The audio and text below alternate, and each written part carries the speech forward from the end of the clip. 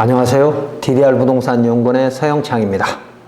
이번 시간은 현황도로 공도 만들기 제8장 도시계획 예정도로가 없어지면서 분쟁이 생긴 토지는 지자체가 보상 등으로 공도를 만들어야 한다. 그림에 보시면 빨갛게 되어 있는 부분이 지금 토지 소유자이고요. 그 주변에 도시계획 예정도로가 보일 겁니다. 이 사례는 자연녹지의 대지, 지목은 전입니다. 그러니까 1970년대에 도시계획시설 학교에 포함되면서 그 밭에 접해 있던 도시계획 예정도로가 폐지됐습니다. 그러니까 학교시설 결정되기 전에는 도시계획시설 예정도로에 접해 있었다는 겁니다. 그런데 학교시설이 결정이 되니까 도시계획 예정도로가 필요 없잖아요. 그래서 그것을 없애버린 거죠. 만약 이 대지가 학교시설에서 해제되면 없어졌던 예정도로를 누가 살려내느냐 이겁니다. 없어진 도로가 살아나지 않으면 진입로 없는 맹지가 될 수밖에 없는 상황입니다. 자, 만약 이 도시계획시설 학교 용지가 해제됐을 때 도시계획시설 도로가 없어서 맹지가 된다면 대지 소유자는 다음과 같이 권리를 찾아야 할 것입니다. 자, 첫 번째, 도시계획시설 학교 용지에 포함된 대지의 현 상태를 확인하는 겁니다. 지금 어떤 상태에 있는지, 내 땅이 말입니다. 이 대지는 1977년 11월 29일 학교로 지정됐으므로 장기 미집행 시설로 2020년 7월 1일 날 해제될 것입니다. 그런데 교육청이 사립학교 사업 승인을 잘못해서 여지껏 학교 시설의 일부로 남아 있었던 것입니다. 공문 보시면 대상지는, 이게 구청의 답변입니다. 대상지는 학교법인 학원에서 학교 부지로 편입하고자 도시계획시설 학교 결정을 요청해서 서울특별시 고시로 결정되었으며 다시 795-5번지가 포함돼서 학교시설 사업이 변경 시행됐으나 장기간 보상이 이루어지지 않은 토지로 미집행, 장기 미집행 도시계획시설에 해당되지 않아서 단계별 집행계획 수립 대상이 아닙니다. 라고 구청에서 답변을 했습니다. 자, 이 학교시설은 지난 2001년 학교시설 시행계획이 수립돼서 2014년 준공되었는데 이 대지는 당초 학교시설 용지의 용적률이 부족해서 어쩔 수 없이 이 대지를 편입시킨 건데 학교와 교육청이 서로 매수를 미루다가 사업계획에서 제쳐가지 않은 채로 준공이 되어버렸습니다. 그러니까 보상도 안 한 채로 조건부, 수용 조건부 승인을 했는데, 사업 승인을 했는데 학교가 수용하지 않은 채로 준공 승인을 요청하니까 교육청에서 그냥 준공 승인을 해버린 겁니다. 그러므로 도시계획시설 용지를 관리하는 구청에서는 이미 학교시설로 집행된 것이므로 장기 미집행시설의 단계별 집행계획도 없고 해제 대상이 아니라는 겁니다. 이거 정말 억울하죠. 보상도 못 받고 학교시설 해제도 못 해주는 그런 상황이 벌어졌습니다. 현 상태가 그거라는 겁니다. 다음 두 번째, 최초 도시군 관리계획에 의해서 학교시설로 결정은 지자체가 하지만 이 도시계획시설 학교는 학교시설 촉진법에 의해서 교육청에서 시행계획, 즉 개발계획을 수립하고 지자체는 협의만 해주고 준공도 교육청에서 하게 되어 있습니다. 학교시설 사업 촉진법 보도록 하겠습니다. 1982년에 처음 생겼어요. 초중등학교 및 특수학교를 설치 이전 또는 확장하고자 하는 자는 학교시설 사업 시행계획을 작성해서 감독청, 교육청이죠. 감독청의 승인을 얻도록 하고 감독청이 관계 행정기관, 시군구청을 말합니다. 과 협의하여 이를 승인한 때에는 그 승인으로서 도시계획법, 지금으로 말하면 국토계획법이죠. 등의 규정에 의한 각종 인허가 등을 받은 것으로 보도록 함. 그러니까 원래 도시계획시설은 모두 다 지자체가 수립하고 승인하고 뭐 준공하고 뭐 이렇게 하는 건데, 학교 시설만큼은 시행계획, 즉 집행계획은 교육청이 하도록 그렇게 되어 있습니다. 교육청이 감독 승인하도록. 그러니까 구청에서는 전혀 몰랐던 것이죠. 그래서 지자체가 협의 의견을 통해서 통제하려고 해도 이거 잘못됐다. 최초에 수용 조건부로 했기 때문에 수용이 안 되면 준공되면 안 된다. 건축물 준공도 안 되고 토목 준공도 안 되고 다 되면 안 된다라고 통제를 하려고 해도 할 수가 없습니다. 교육청에서 이행되지 않은 상태로 승인을 해버렸기 때문에 구청에서는 다시 준공 협의가 오니까 수용을 해야만이 준공이 된다라고 의견을 냈는데, 그걸 교육청이 가만히 갖고 있다가 슬그머니 허가해줘 버린 겁니다. 승인해줘 버린 겁니다. 자, 학교시설사업 시행계획에 포함된 사유지를 협의 또는 수용하지 않고 사업을 완료하면 지자체는 통제할 권한이 없다는 것입니다. 이때 구청은 분명히 조건부, 수용 조건부 협의를 해줬어요.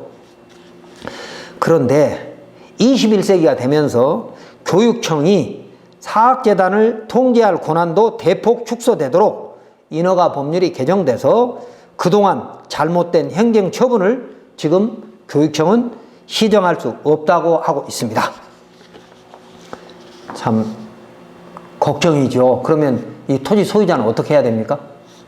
다음 세 번째, 만약 이 대지가 학교시설에서 해제되면 당초 도시계획시설 예정도로에 접해있던 대지가 학교시설로 편입되면서 예정도로까지 없어졌는데, 그림을 보시면 이 파란색 그 대지의 오른쪽에 예정도로가 있었습니다. 원래 이 예정도로가 이 파란색이 학교시설로 들어오면서 오른쪽에 있는 예정도로가 없어져 버린 거죠. 그러니까 그 전에는 학교시설이 오른쪽과 왼쪽에 A, B 이렇게 두 개가 있다가 오른쪽이 추가되면서 이 도시계획 예정도로가 없어져 버린 거예요. 지자체와 교육청 그리고 사립학교는 대지 소유자에게 도로 개설을 해줘야 할 것입니다. 만약에 학교시설을 해제하려면 누군가가 도로를 개설해 줘야죠. 결국 대지 소유자는 지금이라도 학교시설의 해제와 진입로를 확보받아 그것에 근생주택 등으로 개발해서 재산가치를 찾으려고 하는데, 교육청의 잘못된 행정으로 보상도 받지 못하고 40년째 학교시설로 남아있게 된 것입니다.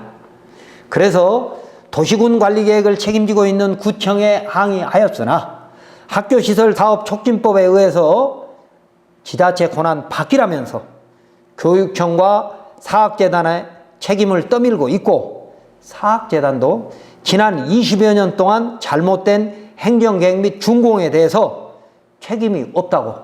그러니까 준공 승인 때 왜 교육청이 맘대로 해줬느냐. 그럼 교육청에서 준공 승인 해줬으니까 나는 문제가 없는 줄 알고 그냥 썼다 라고 사립학교는 주장하고 있는 것이죠.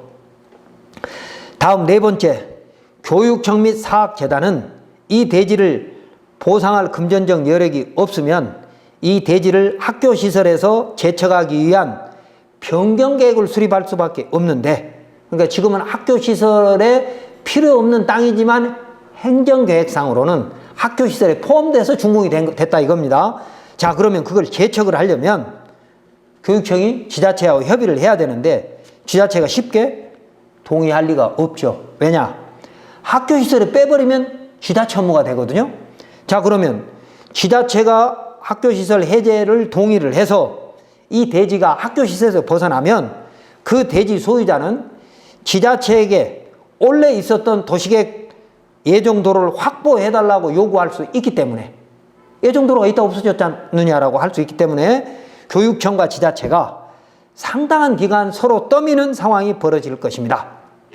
자, 표를 보시면 사립학교 도시계획시설 학교용지 결정 및 해제 절차입니다. 이건 교육청에서 보낸 공문입니다. 그러니까 지금 도시계획시설을 해제하려면 학교법인에서 도시계획시설 결정 및 해제 절차 요구를 하면 그것이 관할구청으로 가서 도시계획시설 학교용지 입안 변경을 하고 다시 서울시가 도시계획 시설을 결정 및 해제, 그러니까 해제 결정을 서울시가 한다. 이렇게 절차를 교육청이 안내하고 교육청은 잘못이 없다고 뒤로 슬그머니 빠지고 있다는 것이죠. 그건 정말 국민만 지금 억울하게 됐지 않습니까? 도시계획 시설 예정도로도 없애버리고 학교 시설로 40여 년 동안 가지고 있다가 지금 와서 재책을 해주면서 도시계획 시설 예정도로에 접도했던 도로가 없어져 버리니까 그러면 졸지에 명지가 되지 않습니까? 자, 다섯 번째, 이 대지가 학교 시설로 결정돼서 개발을 하지 못하고 있는 사이에 문화재청에서 문화재 현상 변경 제2구역에 포함시켜가지고 원칙적 개발이 안 된다고 구청 및 시청의 문화재과에서 해석하고 있었습니다. 그래서 문화재청에 물었더니 문화재청은 수용계획도 없다고 합니다.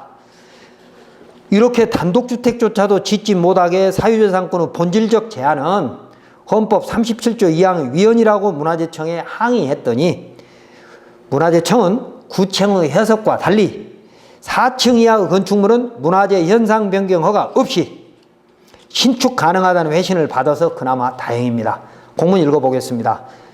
이 토지는 문화재보호법 제13조에 의한 역사문화환경 보존지역으로서 사적 제440조 서울 초안산 분묘군의 현상 변경 허용 기준상 2구역에 해당되며 이 구역은 평지북 최고 높이 14m 이하 건축물의 신축이 가능한 지역이며 허용 기준을 초과하지 않는 경우 문화재 영향 검토 없이 관할 군청에서 검토가 가능합니다. 그러니까 14m는 통상 한 개층을 3.5m로 본다면 4층이죠.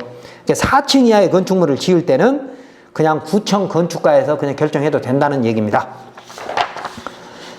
자, 이번 시간 정리하면 도시계획 시설 학교 용지의 지정 권한은 시 또는 구청인데 그 시행계획은 교육청 및 사립학교가 돼서 그 틈바구니에서 교육청의 감독 잘못으로 사유지가 엉뚱하게 보상도 해제도 받지 못하는 억울한 상황이 됐습니다. 이런 상황에서 국가 및 지자체가 현행 법률에 의해서 소극 행정을 펼치게 되면 그 인허가 법률의 미비비 또는 법률간의 상충으로 인하여 또 그 법령을 집행하는 행정부서 간에 떠밀고 있기 때문에 연약한 국민만 고통을 받게 되는 것입니다. 자, 광의 소극 행정에 대한 인사혁신처 해석을 보겠습니다. 할 수 있는 일을 하지 않은 업무 행태, 이러한 유형의 소극 행정에 대해서는 담당자가 비록 법적 책임이 가볍다 하더라도 도덕적 사회적 책임으로부터 자유롭지 못합니다. 협의의 소극 행정은 처벌받는 거고요. 이런 경우에는 광의의 소극 행정이긴 하지만 담당자가 적극 나서야 된다는 겁니다. 그러므로 국토부는 이런 법령의 잘못을 적극적으로 시정해서 국민을 위한 행정을 펼쳐야 할 것이며 이런 부족한 부동산 법령을 개정하고 업무 지침을 상세히 만들어서 일산 허가 공무원을 교육하여야 합니다. 소극 행정의 유형은 근원적인 대책을 강구하지 않고 현실만 보면서 무사 안일한 형태로 적당 편의주의식 행정을 하는 것이 소극 행정의 하나입니다. 즉 일선 허가 공무원을 편하게 해주는 것이 주민들 간의 분쟁을 막고 행정적 낭비를 막을 수 있으며 국토 효율적 이용 또는 전 국토의 가치 상승 그리고 수도권과 지방의 불균형을 해소 또는 발전시킬 수 있는 첫걸음이라는 걸 국토부는 명심하기 바랍니다.